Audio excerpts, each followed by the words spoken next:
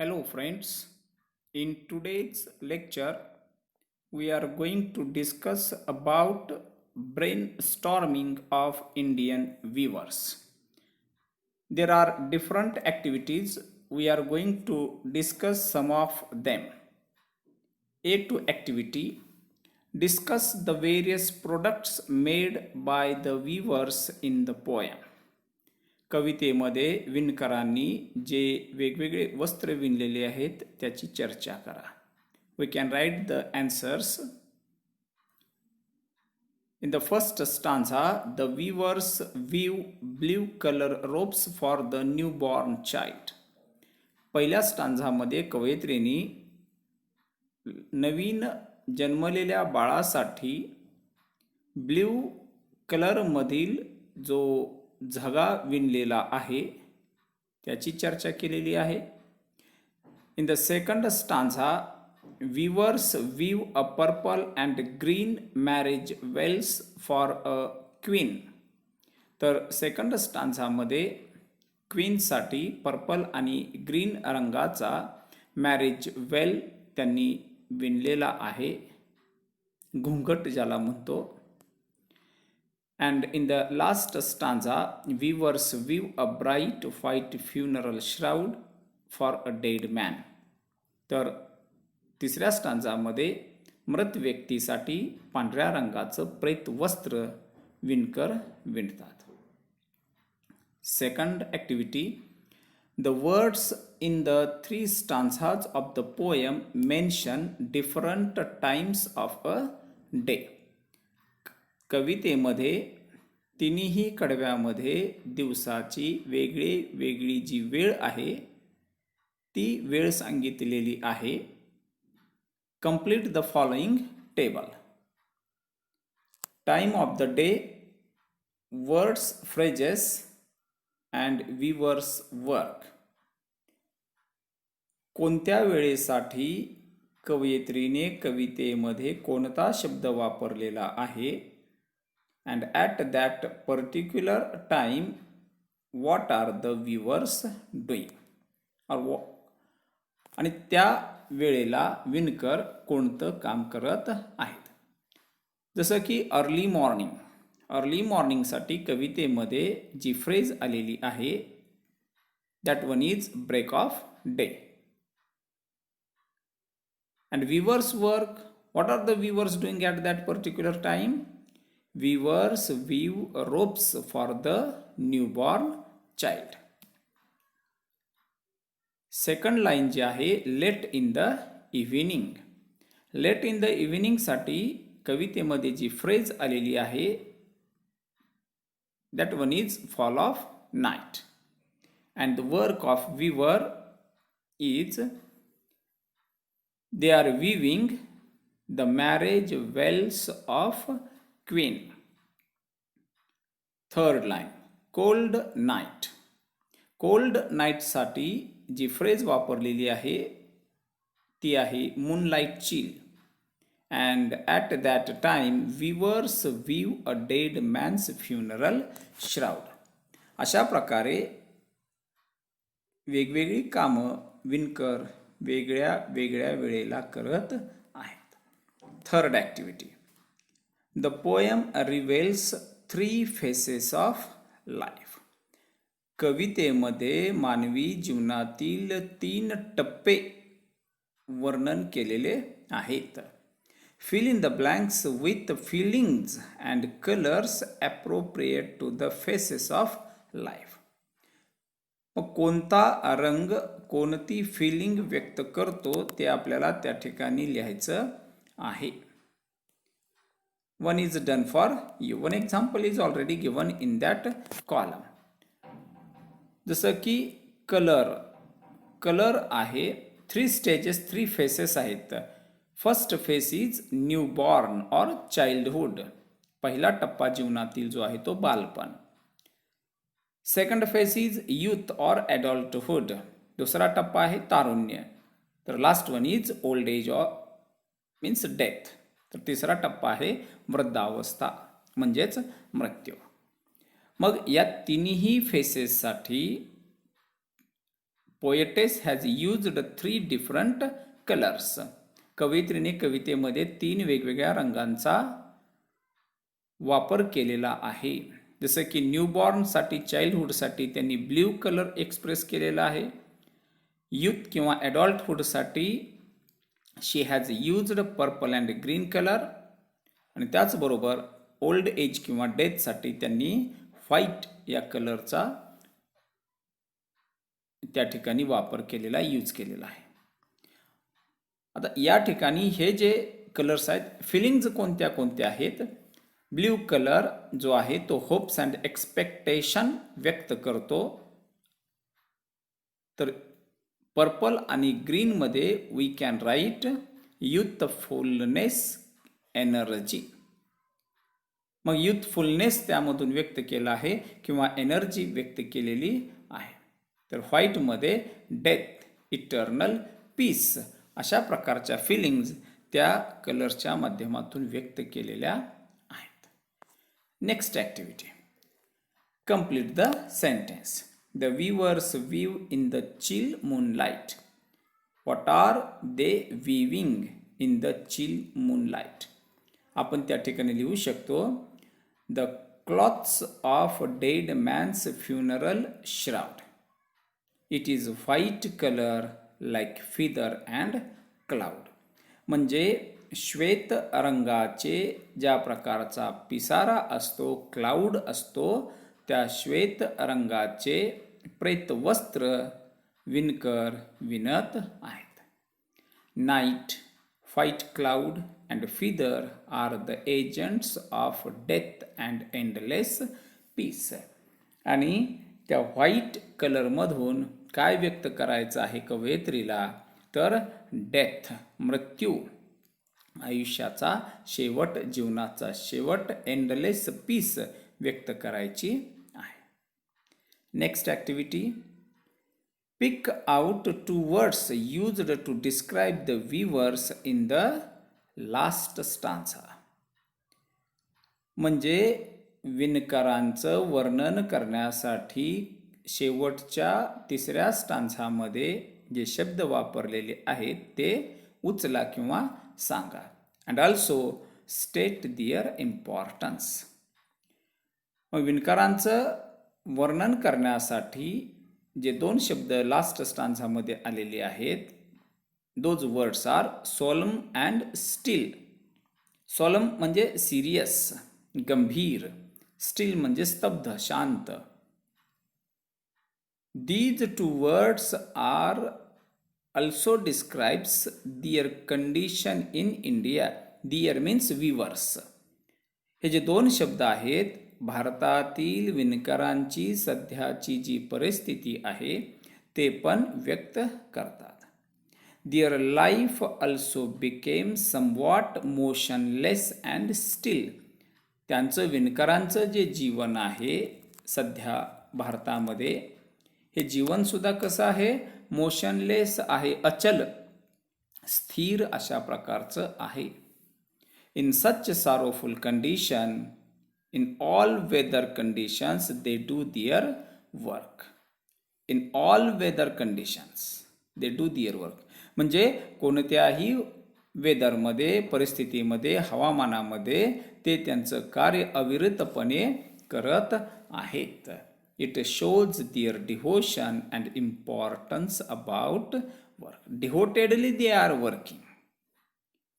म्हणजे वाहून घेऊन ते काम करत आहेत. स्वतःला त्यांनी कामामध्ये झोकून दिलेलं आहे.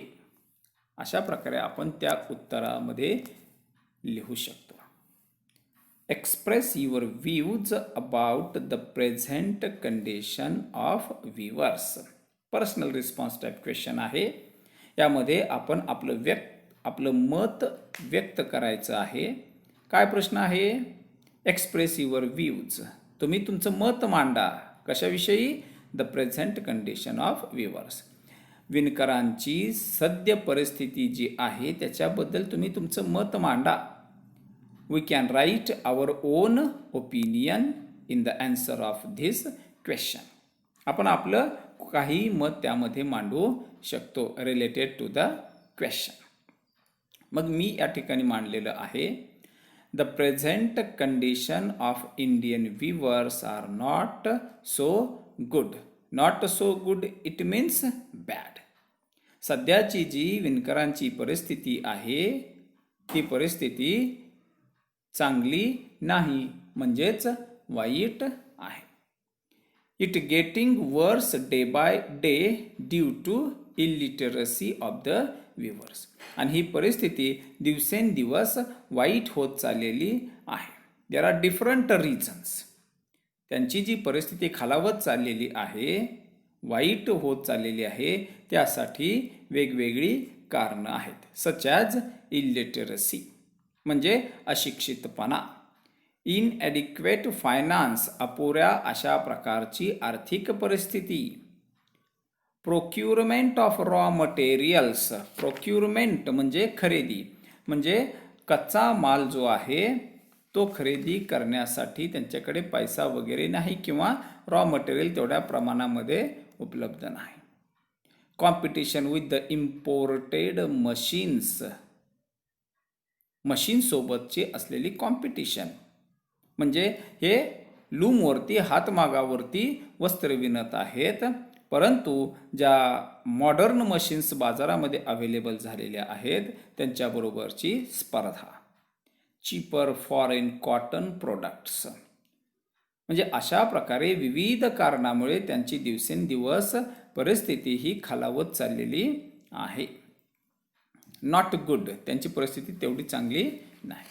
The availability of cheaper imported fabric and hard competition from Atoloom have been hit tedious and render to the weaving production. Cheap imports of silk, especially from China, which is posing tough competition to the Indian silk weaving industry at present.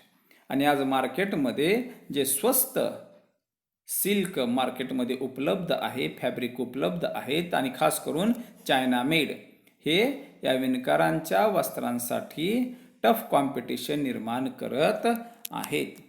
आपण पण खरेदी करत असताना टिकाऊपेक्षा chip वस्तू मिळते, स्वस्तात मिळते, म्हणून कस्टमरचा, ग्राहकांचा त्या स्वस्त वस्तूकडेच कल पाहावयास मिळतो. आणि त्यामुळे प्रेझेंट कंडिशनमध्ये जर आपण पाहिलं तर विणकरांची परिस्थिती ही खूप नाजूक आहे, वाईट आहे.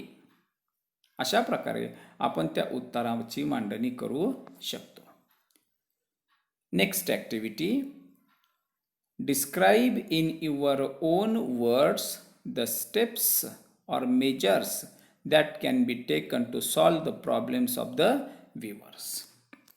म्हणजे हे जे प्रॉब्लेम्स आहेत विणकरांचे, हे विणकरांचे प्रॉब्लेम सोडवण्यासाठी कोणती कोणती पावलं आपण उचलू शकतो हे तुम्ही सांगा. तुम्ही तुमचं मत मांडायचं यामध्ये सुद्धा. जसं की आपण लिहू शकतो, to sell their products, make an arrangement for provisional store facility. म्हणजे त्यांच्या उत्पादनासाठी स्टोअर्स, मार्केट अवेलेबल करून दिलं पाहिजे विक्रीसाठी. आपण लिहू शकतो, educate them to trade their products on national, international and online market. आणि त्यांना शिक्षित केलं पाहिजे कशासाठी? विक्रीसाठी. त्यांचं जे प्रोडक्ट आहे ते त्यांना राष्ट्रीय, आंतरराष्ट्रीय आणि ऑनलाईन मार्केटवरती विक्री करण्यासाठी त्यांना शिक्षित केलं पाहिजे. मेनी विवर्स लिव्हिंग इन वर्स कंडिशन. अतिशय वाईट परिस्थितीमध्ये अनेक विणकर राहतात. त्यांच्यासाठी प्रोव्हाइड देम क्वार्टर्स फॅसिलिटी, राहण्याची व्यवस्था केली पाहिजे. They are far away from medical facilities, so provide them medical, health care facilities and insurance facility. आणि बऱ्याचदा त्यांना वैद्यकीय सेवा पण उपलब्ध होत नाहीत, आपण त्या पुरवण्याचा प्रयत्न केला पाहिजे. Bank should provide bank loans and give the technical support to silk weavers and improve their standard of living. आणि बँकांनी वगैरे सुद्धा अशा विणकरांना छोट्या छोट्या स्वरूपातील कर्ज पुरवठा केला पाहिजे, जेणेकरून त्यांची जीवन जगण्याचा स्तर उंचावेल. अशा प्रकारे तुम्हाला जे वाटतं ते तुम्ही त्याच्या उत्तरामध्ये लिहू शकता. Next question. Express your on views and opinions from the viewers point of view and complete the following table. From the viewers point of view म्हणजे विणकरांच्या दृष्टीतून काय वाटतं ते तुम्ही खालच्या टेबलमध्ये लिहायचं आहे. 3 स्टांजा आहेत, 3 कॉलम्स त्या ठिकाणी दिलेले आहेत. सेकंड कॉलममध्ये ॲक्टिव्हिटी डन बाय व्ह्यूअर्स. पहिल्या स्टांजामध्ये व्ह्यूअर्स कोणती कृती करतात, सेकंडमध्ये कोणती करतात आणि थर्डमध्ये कोणती कृती करतात ते आपण सेकंड कॉलममध्ये लिहायचं आहे. आणि थर्ड कॉलम जो आहे त्यामध्ये व्ह्यू किंवा ओपिनियन म्हणजे विणकरांचं ओपिनियन त्या ॲक्टिव्हिटीशी रिलेटेड काय आहे ते आपण तिथं लिहायचं आहे. आपण या कॉलममध्ये लिहू शकतो, जसं की फर्स्ट स्टांजामध्ये ॲक्टिव्हिटी जी आहे व्ह्यूअर्सची, robes for a new born child. They म्हणजे विणकर जे आहेत weaving robes for a new born child. Why they are weaving, काय आहे त्याच्या पाठीमागचं view. The weavers feel so happy, विणकरांना आनंद वाटतो, बिकॉज बर्थ ऑफ बेबी. आणि birth is the beginning of life, that is the first phase of life. तो जीवनाचा पहिला टप्पा आहे, जीवनाची सुरुवात आहे. आणि म्हणून विणकर जे आहेत ते कसे आहेत तर आनंदी आहेत. Second stanza, veils for a marriage queen. Second स्टांजामध्ये विणकर जे काम करत आहेत ते राणीसाठी मॅरेज वेल विणत आहेत. The viewers experience the joy, adventure and gaiety of youth. Gaiety म्हणजे आनंदीपणा, प्रसन्नता. त्या ठिकाणी विणकरांना खूप आनंद झालेला आहे आणि त्यामुळे तारुण्याचा आनंद त्यामधून ते व्यक्त करत आहेत. Third stanza, white funeral shroud for a dead man. Opinion काय आहे. The weavers are solemn and motionless because of the end of life's journey. या थर्ड स्टांजामध्ये विणकरांची जी म्हणजे मनस्थिती आहे, फिलिंग आहे, ती कशी आहे, ते सिरियस आहेत, अचल आहेत, स्तब्ध आहेत, कारण त्या स्टांजामध्ये एंड ऑफ लाईफ्स जर्नी, शेवटचा जो टप्पा आहे जीवनाचा शेवट, मृत्यू, त्याचं वर्णन केलेलं आहे. अशा प्रकारे आपण त्या उत्तराची मांडणी करू शकतो. A3 मधील फर्स्ट ॲक्टिव्हिटी जर आहे ती आहे pick out the rhyming words from the poem. Rhyming words pair लिहायचे आहेत. फर्स्ट स्टांजाची पेअर आहे day, gay, wild, child. Second स्टांजामध्ये नाईट, ब्राईट, ग्रीन, क्वीन. आणि थर्ड स्टांजामधील जे रायमिंग वर्ड्स आहेत ते आहेत still, chill, cloud, shroud. In this way, we can write down rhyming words of these 3 stanzas. Next activity, give antonyms and synonyms of the following and make sentences of your own. जे शब्द त्या ठिकाणी दिलेले आहेत त्याचे opposite आणि similar words आपल्याला त्या ठिकाणी लिहायचे आहेत. Not only antonyms and synonyms, but we have to make sentences by using those words. फक्त विरुद्धार्थी आणि समानार्थी शब्द लिहायचेच नाही, तर त्या शब्दांचा वापर करून वाक्य पण बनवायची आहेत. अँटोनिम्सची आपण चर्चा करूया सुरुवातीला.